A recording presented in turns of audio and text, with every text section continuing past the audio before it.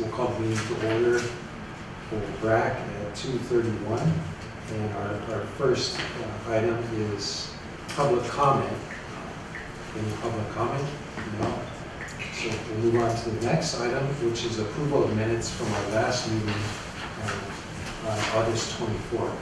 So if everyone can take a look at the minutes.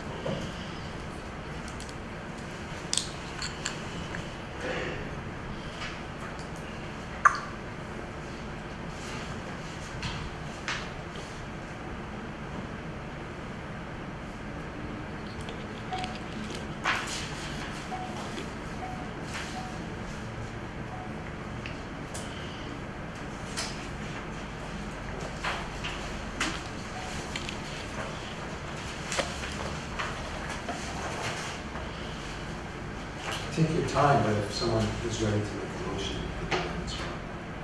I'll call a motion to accept the minutes. Here's a second. There's more time to read. All those in favor say aye. Aye. Any opposed? No. Abstentions? Thank you. So the next item, number 4 on the agenda, is to review the BRAC charge. So BRAC every year, it's a good practice that we review our main committee charge. So that's on page 4 of 11. So if you could take a moment to look at that, and if anyone has any suggested changes, I'd be happy to entertain a discussion about that. I'll go ahead and read it as well. So the Budget and Resource Allocation Standing Committee shall advise on matters relating to institutional-wide budget and resource allocation issues as requested by the College Council and guided by the Educational Master Plan.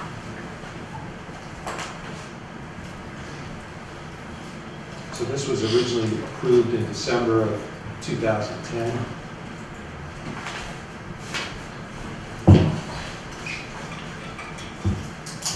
Does anyone have any suggested changes to it? It still works. So maybe a motion to, Move that we re-adopt our charge. second. All those in favor say aye. Aye. Any opposed? No. Okay, so we'll leave it as stated. So the next item, item 5, is for the economic update. So when the budget was adopted and approved by our board of trustees in September, included in the presentation to the board was a discussion about cautions and concerns related to the economy. And California is currently in recovery mode. We've been in recovery mode for about 8 years, and the typical recovery lasts for about 5 years. So there's a lot of caution coming out of Sacramento, the governor's office, Department of Finance, that we could be, being in such a long recovery, we could be on the brink of having a recessionary period. So I watched the economy very closely, and I wanted to provide some of the insights that I've seen in the California economy and some points about the federal economy.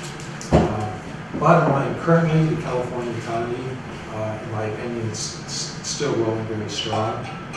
Last year, 2016, we had a GDP growth at 2.9%, which is a very healthy GDP growth. Anything close to 3%. Once you get above 3%, you have to start worrying about inflation. So right up to 3% is indicating a strong economy. So 2016 was strong with annual growth of 2.9%. For the first quarter of 2017, however, the growth was only 0.1%. So that's typical for the first quarter. The first quarter is generally slow, and then as the quarters progress, usually ramps up. So that's something I'll watch closely. Is that 0.09 or 0.9? 0.1% for the first quarter. So basically flat compared to 2.9% in 2016. But other indicators are showing that the economy is still very strong.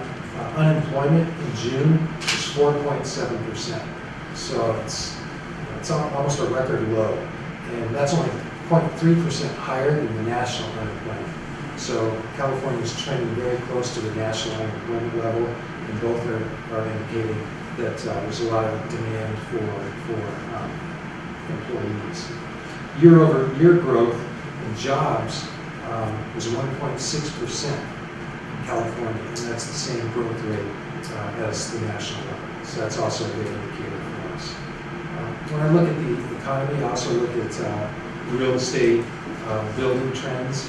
So housing permits were up 65% in June compared to the same time last year. So that just shows that more demand for real estate tied with low unemployment rates, and that's actually creating more jobs for construction workers.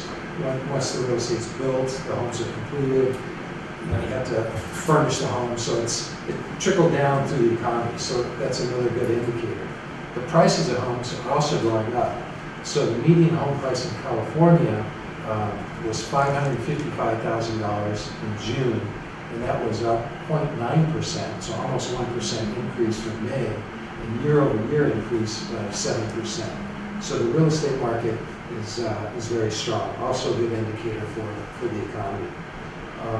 Looking at the state revenues, which have a direct impact on PCC, all community colleges, and education in general. For the month of July, at just 1 month into the fiscal year, revenues were up $190 million statewide, and that's 2.7%. So that's a good start to the year. And really where the drivers are for the favorable variance are personal income tax. So more people working, so more people are paying tax, and that's help fueling the general fund for the state. That was up, and then also sales tax revenue. Again, more people working, more people feeling comfortable that they have jobs and they're spending more money. So sales tax revenues were actually up $136 million compared to budget.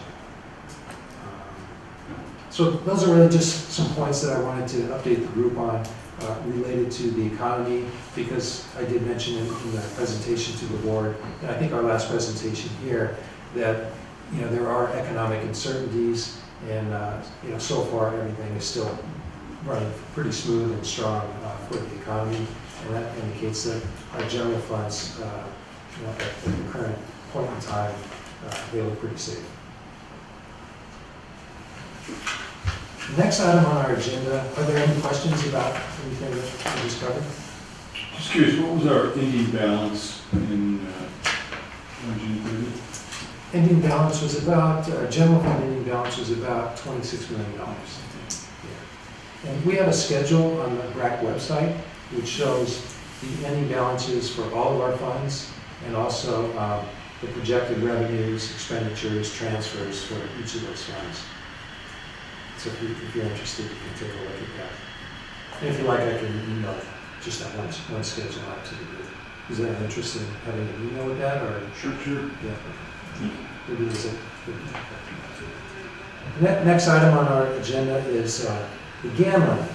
So the GAN limit is, I'm going to let Heather talk about this agenda item. It's something that we're required to look at each year to make sure we're in compliance. But I'll let Heather provide some background about what the GAN limit is specifically and how our district fared in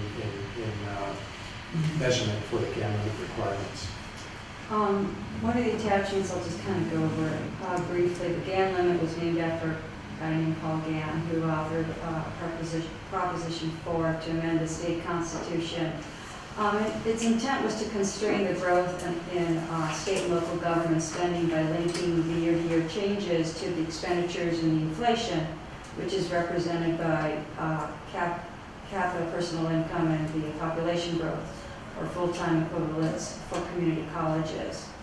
And then in 1979, we enacted Proposition 13, which amended Proposition 111. The GAN limit became basically a pro forma calculation, meaning pretty useless. So we no longer have the constraints of government expenditures, and that's because the limit has grown significantly faster than the appropriation subject to the limit. Nevertheless, we still have to do the calculation, and it's part of that 311 that we submit to the state chancellor's office, and it'll go to the next, it'll be presented at the next board meeting, the 311, which includes the GAN limit.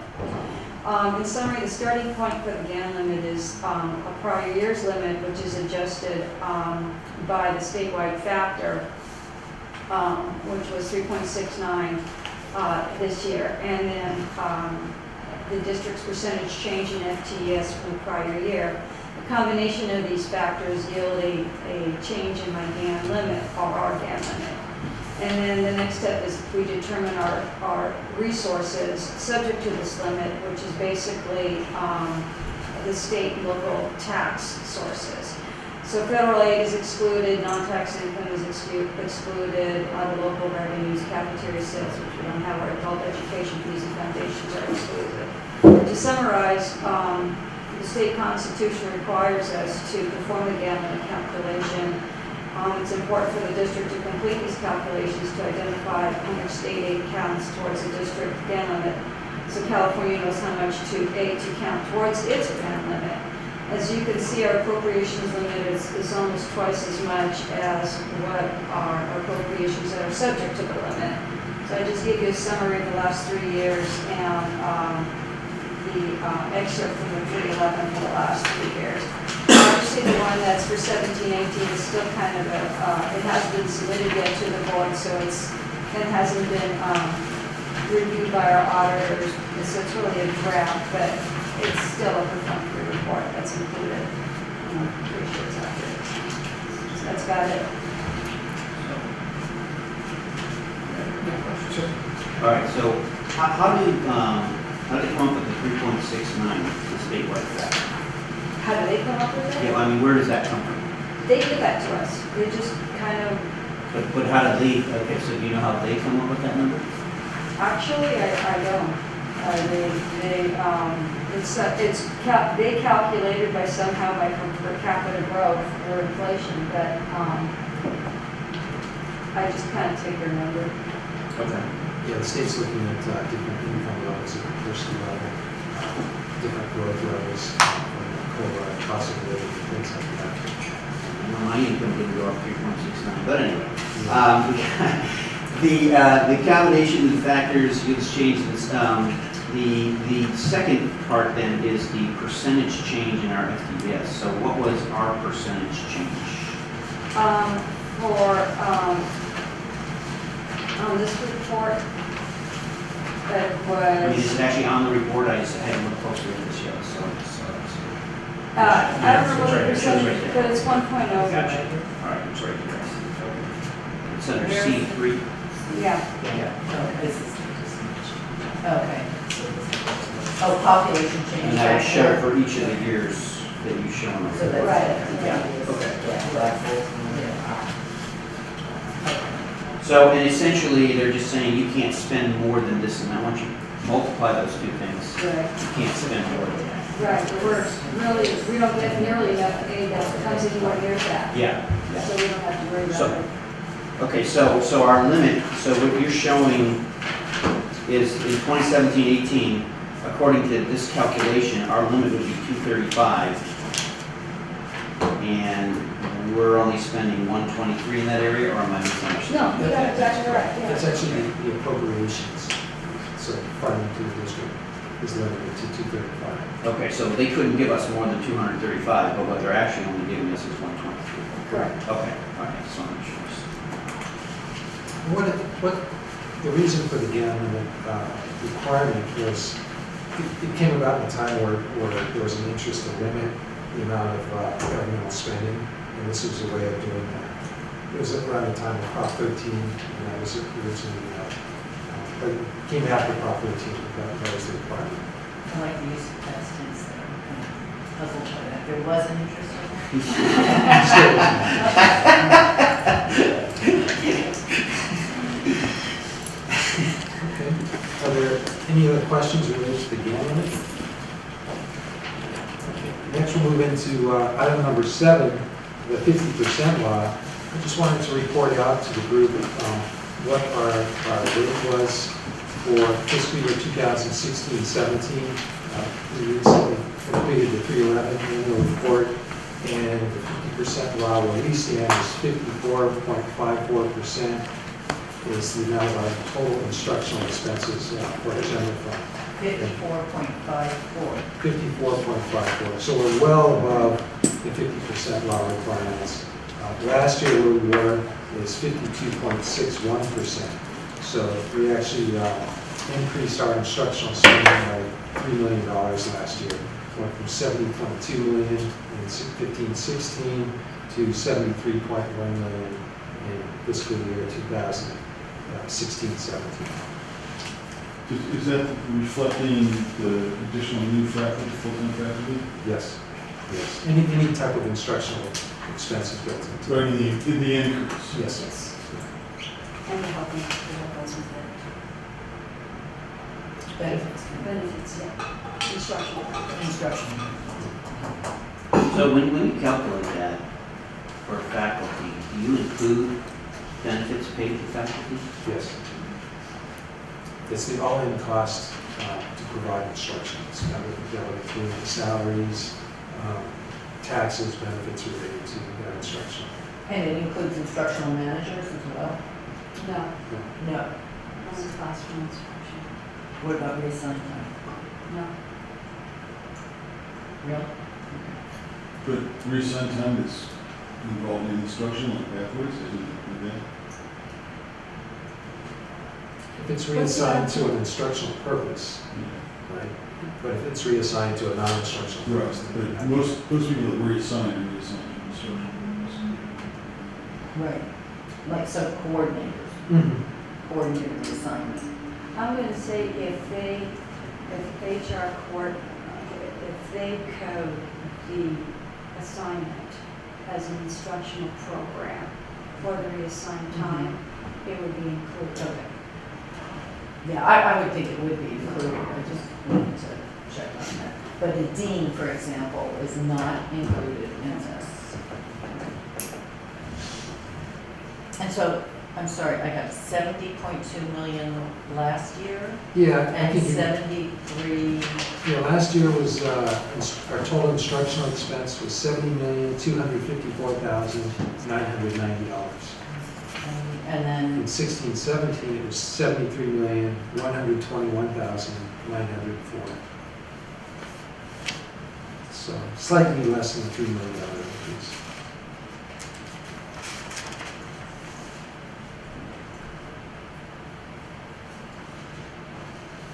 And one of the reasons why we're well above it is because of our high FON requirement.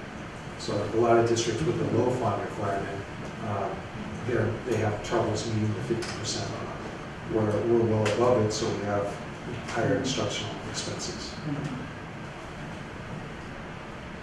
So it's a good thing. Next item is item number 8 on the agenda, state-funded budget allocations and distributions. And I'm going to turn this over to Edva also. She's prepared some documents to report out to the group. The sheet that I provided, we get 3 types of payments for part-time faculty. One, they call it part-time faculty, but it's a pairing payment. And what happened with that is about 2005, the state, I guess, took a poll or a survey, and all 72 districts supplied them what they would require as a parity payment between part-time faculty salaries and full-time salaries. So the legislature approved pot of money to give to everybody. Then, just as an example, in 2008, 2009, we got $989,000, and then the recession hit. They cut it almost in half, and we got $484,748, which has been about the exact same amount. They haven't touched it, looked at it, changed it in about 2008, 9. It maybe changes a couple of bucks every single year. And that was that first line that I put on that sheet. It said part-time faculty parity payment. So they've basically done nothing with it. They just keep rolling it forward. It's not based on Is it a STS or anything. percentage? Or how Um, do they determine this? amount? Originally, right now, they just roll over the amount, basically, from whatever pot of money they get, but it was originated in 2005, give or take, 2005, 2006, and then they just cut it. So it's really not based on anything. There was no. No, formula? there was a figure, it was Yeah. 87.5%. Yeah, It could have Basically, been at that backing time, out yeah. the value of benefits. well, it still is. Yeah. So, but the amount has not changed basically in I'm gonna say about 70 years. What happened in 2015, when it was 299, 499? I was looking at the first one, it went up and then down 10,000 and then up again within, why it went down in 15, 16, he didn't really have a good answer for me. But it's basically the same. The other two line items, the office hours and the benefits, is a reimbursement from claims that we're allowed to turn in. We're still in the process of doing 16, 17, so that should come in on recalc for that. It's a maximum of 50% reimbursement, but then if we exceed whatever they allocate, they would then do a pro rata share based upon FTEs, based upon what everybody submitted for the reimbursements. So what kinds of things do you get reimbursed for? I mean, The office hours is the, you get 1 hour, they pay you for every 2 hours worked, and it's for loads between 40% and 67%. So it's a computation, and then based upon the rate. So you have to fill out a form and turn it in. The health benefits is a very nominal amount. It's just, I'm going to call what we have, I guess, the bronze plan or something like that, where we have some part-time faculty that elect into our plan. I have to get that from the benefits department, where they pay some and we pay some, and And that's this what is we a report. small number of faculty too, right? It's not I think it was all like of it. 11 Uh-huh. last year, if that much. I might have been even less before then. that are buying into our insurance thing, and then we get reimbursed for some of that? The maximum would be 50%, but it's, and then whatever the state will allocate that year, and then our percentage based on everybody who put in a claim. So you can see the amount, we got back $1,100. Yeah. Yeah, no, I know it's a small one, I'm just trying to understand. Yeah. Sorry, go ahead. So is this something that, for the health benefits, right? The office hours, you said that was we get an hour for every 2 hours? Right, I actually, And it's only if they teach a minimum of 40% load. right, that's what they will pay. Although we pay 8 hours for everybody. Right, I know we have that in the contract. Do we know what percentage of the faculty are, of the adjunct faculty are teaching in that range? I'm working with institutional research and instructional to get some of that information. So just so I understand that, so you're saying if the part-timer teaches between 40% and 67%, and they have 2 office hours, the state pays for 1 of those office hours. That's correct. So the other 6 hours aren't just compensated in any way, shape, or form from the state. Correct. Right, and then all the faculty, it sounds like all the faculty who are teaching Only 1 class, only one class. there's no reimbursement for that either. Yeah. That's, A very nominal amount. and Yeah. is this a Title V, right? It's Ed, I can give you the Ed code. Yeah. 87880 and 87885 define the terms and the conditions in which every community college district may apply for the reimbursement. And again, it would only be 1/2 of the funds expended. And then they say what's defined and blah, blah, blah. So 87880 and 87, 885. thank you. And so, and then you expect that at recalc you'll have some figures for 16, 17 for the office hours and part-time. That's my expectation. And those amounts, have those been pretty consistent? Or there's nothing listed for 2014, 15, but. My guess is that, that it perhaps either one was not offered or the claims weren't submitted. And that was during the period when the state was backfilling money they had from previous years, wasn't it? Yeah, a lot of those, yeah.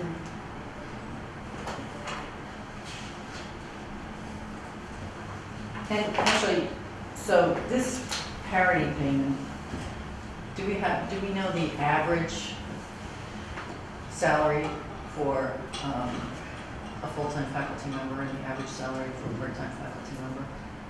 I know those are very general, but. I wouldn't even venture to guess. Because that we would need to know that to determine parity.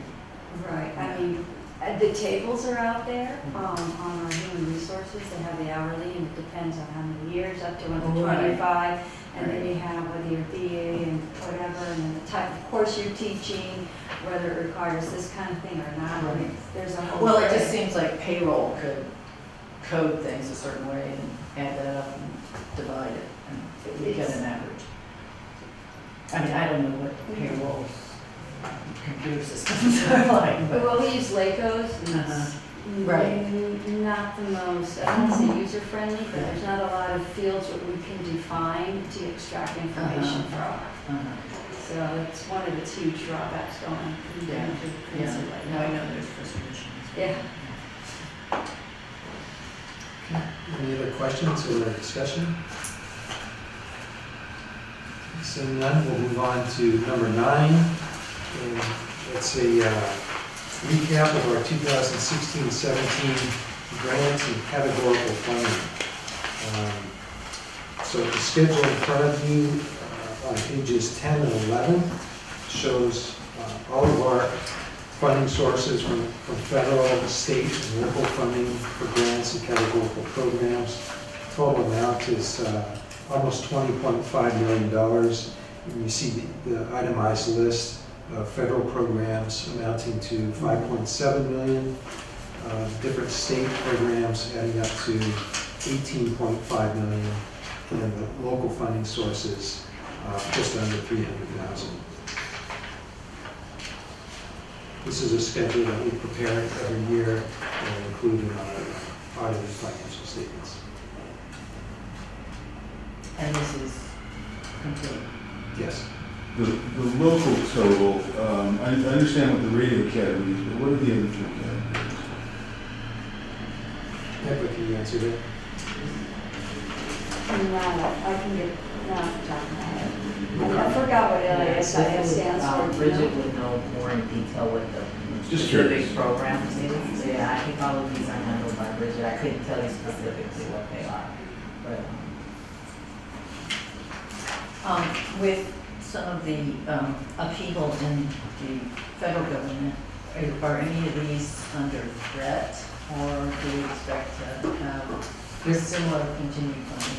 Right now, we anticipate similar, but there is a, the transition that's happening, and, change is very possible.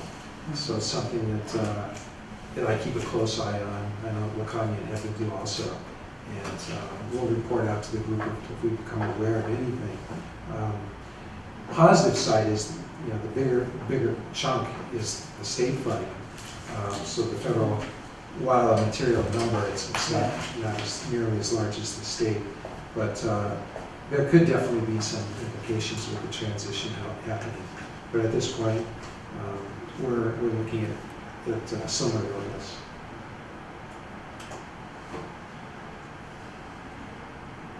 And so with the state funding, like I know the, let's see, do we have guided pathways in here as a categorical? Yeah, pathways, there's a part of it's local. Oh, okay, so that career pathways is, well, I know the new pathways like this, guided pathways that. Some of them are split, but yeah, I Okay. mean, some of the pathways to completion, for instance, is part of it, that's under the And this one, federal, and then some of them is Okay. state. What's Carleton College? We get some reimbursements from there. It's a private school in Minnesota, and they have some really interesting. What do they have to do with that? So what do they give us? I don't know why they give us money. Mhm. I have heard of instructors here going there and doing professional development kinds of activities. I don't know what to do with them. If there's specific questions, do you want me to go get more information? I'll be happy to go. We can do it. We can email it That's to better you. things to do. Talents of Monty.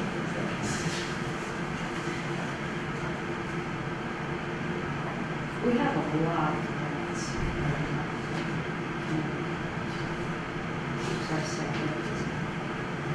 Question, what's the difference between the basic skills and the community college basic skills rank? Which ones are you looking at? It's in the state, it's number 800 and 600. I see the basic skills here. Is They're there right next any to each other. Right under, Like those two, basic skills and community colleges basic skills ranks? I'm gonna guess that they have different requirements and, so we have different cost centers for those. And we get a different quote unquote funding source. But the program in itself, what they do that's different, I'm not familiar with the actual program. We would have to ask the grant managers on this. And because of the issues with success rates and basic skills, I mean, the states poured money over and over the moon.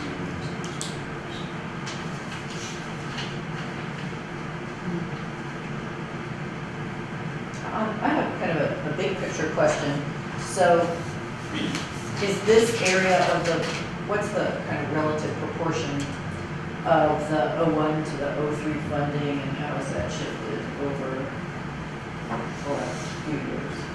We can pull that information, pull historicals and bring it next time to show like total general fund spending at the Because other it seems to me that that there's more categorical funding.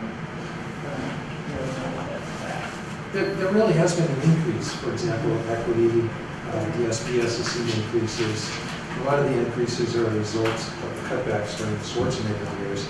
Now they are rebuilding it the last few Right, and years. then it gets replaced into categorical, Right. which, seems like it's a disadvantage to the institution. It really is because it limits the flexibility on how the funds can be used. And what it also provides Sacramento is the option of reducing that program if there are funding reductions. So it's easier to cut a local program. That's one way to do that. But we can bring, say, Yeah, I'm just kind of 3 years. curious about it. It seems like, a poor direction for community colleges to be going in the state. And I know it's also one of those things that affects everybody too. It affects It it, seems right. important. One more question. What is the staff diversity AB 170? Is the third almost getting to the state total? Like 3 minus above The the state state- total? The state gives us some money for us to implement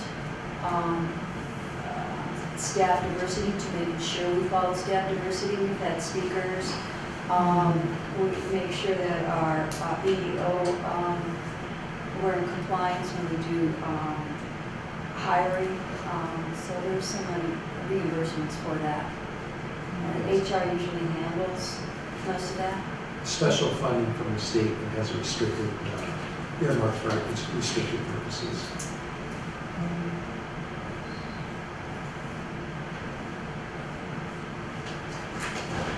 Is any of that PD, professional development? I don't really, but usually it's like speakers coming out and making sure that, those that are, HR could probably tell you more about it, but just to That we have for the training? training, the proper training and the people on the panels. training.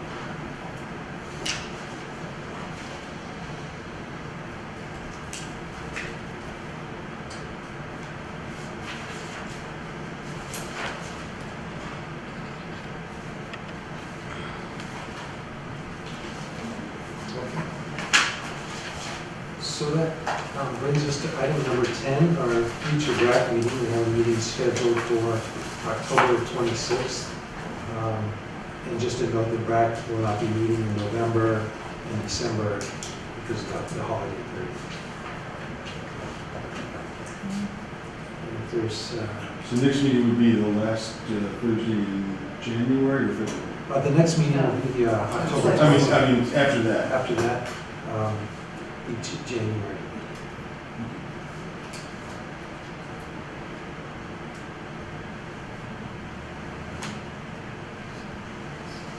So with that, if there's a motion to adjourn, So moved.